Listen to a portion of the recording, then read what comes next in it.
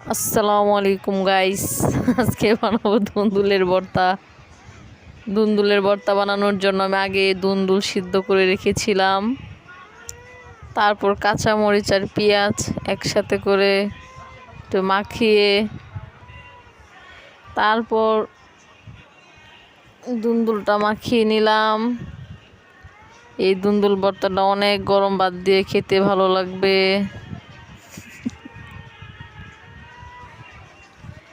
বয়স দেওয়ার যোগ্যতা নাই আমাদের, আমরা বয়স দিতে এসেছি গাইস। বয়স দিয়ে ভিডিও বানানোর জন্য যোগ্যতা লাগে ওইসব। এখন আমি গরম ভাত দিয়ে দুন্দুল ভর্তাটা অনেক অনেক মজা করে খাইতেছি গাইস। আপনারাও বানান, আপনারাও খান। Bye bye guys.